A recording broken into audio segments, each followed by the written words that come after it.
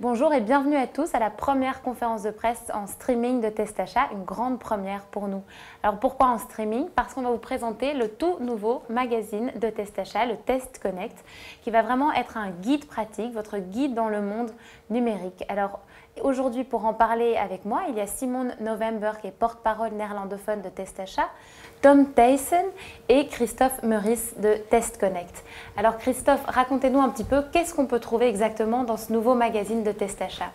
Alors comme vous l'avez bien dit, Julie, c'est un magazine sur le monde numérique. Et le monde numérique, c'est quelque chose qui a énormément évolué ces dernières années. Ça a apporté beaucoup de changements dans la société et beaucoup de gens ne se sentent pas à l'aise avec leurs outils numériques, que ce soit les tablettes, les smartphones ou les ordinateurs. Alors, on va leur donner tout simplement les clés pour se sentir plus à l'aise, en confiance, en autonomie avec leurs outils. Au travers du magazine, on va bien sûr leur proposer des tests, par exemple des tests de laptop, mais on va aussi leur apporter des conseils pour comment faire pour transférer ses photos de son smartphone vers son ordinateur, par exemple. On va également leur proposer des articles qui vont leur permettre de choisir leur navigateur Internet. C'est quelque chose de très utile à savoir. Quel navigateur dois-je utiliser par rapport au matériel dont je dispose. Donc tous des articles avec des conseils très pratiques et puis un gros domaine sur lequel on va vraiment insister, c'est la sécurité des données. Ja, Tom, de blikvanger van het eerste nummer van het magazine Test Connect gaat over de beveiliging van webshops. Steeds meer Belgen doen hun aankopen online, dus dit is zeker een heel relevant onderwerp. Jullie hebben 100 webshops onderzocht. Hoe hebben jullie dat aangepakt? Wel, we hebben een selectie gemaakt van de 100 meest relevante webshops voor België. Daarvoor hebben we ons gebaseerd op de B-Shopping 100 van BigCommerce. En vervolgens zijn we gaan kijken in hoeverre die 100 webshops bewapend zijn tegen de 10 meest voorkomende en meest kritieke beveiligingsproblemen van websites. Het meest voorkomende probleem is een XSS-lek. Dat lek geeft op zich niet direct toegang tot de gegevens uit de database, maar het geeft een hacker wel alle wapens in handen om een gebruiker om de tuin te gaan leiden via een phishing-aanval. Dat houdt concreet in dus dat de hacker een aangepaste link gaat sturen naar een gebruiker. Die zal dat niet merken, want die link ziet er normaal uit, zoals een gewone link naar de website die hij zou gaan bezoeken. En vervolgens, als de gebruiker daarop klikt, komt hij op een aangepaste versie van de website terecht. De hacker heeft op die website dan een aantal elementen toegevoegd. Dat kan een betaalpagina zijn, dat kan een aparte loginpagina zijn. En op die manier gaat hij de gebruikergegevens afhandig maken.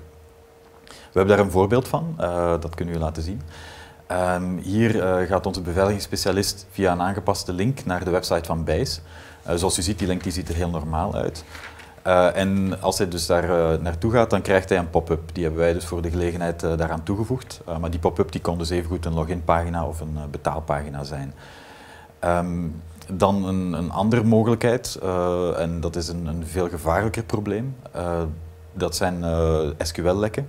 SQL-lekken die geven wel rechtstreeks toegang tot de database en dat maakt hun eigenlijk meteen ook veel gevaarlijker. Dat is de reden ook waarom de sluiting vragen van die winkels. We hebben daar een voorbeeld van voor Pharmaline. Daar hebben we een SQL-lek gevonden. In het voorbeeld dat u nu ziet gaat de beveiligingsspecialist via een link naar het kwetsbare deel van de website van Pharmaline. Dan geeft hij een commando waarmee hij eigenlijk de informatie van mijn gebruikersprofiel dat ik voor de gelegenheid had aangemaakt, gaat hij die informatie opvragen. En zoals u ziet komen daar dus alle gegevens die ik aan de website had toevertrouwd, die komen daar gewoon vlotjes uit. Daar zit mijn geboortedatum in, mijn e-mailadres, mijn telefoonnummer, mijn postadres, noem maar op. Alles wat ik aan de website heb gegeven zit daarin. Het gaat zelfs verder. Aangezien dit een online apotheek was, kon ik daar ook een medisch profiel achterlaten. Ik heb dan, ik heb diabetes en hartproblemen toegevoegd, gelukkig is dat niet echt. Maar in elk geval, dus die informatie die komt daar ook uit. Een ander geval, en dat was zo mogelijk nog vreemder, was dat van Proxies.com, waar we gewoon op de website openlijk beschikbaar een bestand vonden met daarin het wachtwoord en de gebruikersnaam van de database. Dat zou ons dus de mogelijkheid geven om die website volledig over te nemen. C'est vraiment inquiétant ce que vous nous racontez parce que dans certains cas, on a vraiment n'importe qui, le premier venu, qui peut avoir accès à nos données parfois les plus personnelles.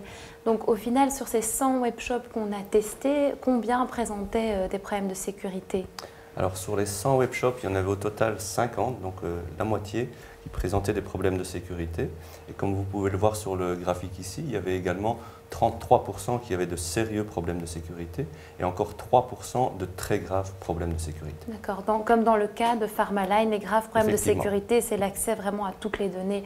Et donc, nous avons fait ça sur 100 webshops, mais nous avons également fait le test chez les 71 pharmacies en ligne qui sont légalement reconnues en Belgique. Est-ce que les résultats étaient meilleurs là? Est-ce qu'ils étaient aussi inquiétants? Malheureusement, ils n'étaient pas meilleurs, ils étaient tout aussi inquiétants, puisque plus d'un tiers des pharmacies en ligne présentaient des problèmes de sécurité et 5 d'entre elles de très graves problèmes de sécurité. We hebben alle webshops die beveiligingsproblemen hadden aangeschreven om zo snel mogelijk die problemen van de baan te helpen. De webshops die de meest ernstige problemen hadden, Proxies, Pharmaline en Outspot, die hebben deze ondertussen verholpen. Maar er zijn nog 4 online apotheken die in gebreke blijven. Zijn de Pharmonet, Apotheek van Ballaar, Farmacie Smits en Apotheek Online. Wat hen betreft hebben we de privacycommissie aangeschreven om de sluiting van deze shops te vragen tot de problemen van de baan zijn. Aan de overheid vragen we om dringend meer controle te doen op de beveiliging van webshops in het algemeen. En dan zou ik nog graag de aanwezigen bedanken. Tom, Christophe, Julie. Merci à tous d'avoir suivi cette première conférence de presse en streaming de Test Achat. Si vous avez des questions supplémentaires, évidemment, n'hésitez pas à nous contacter.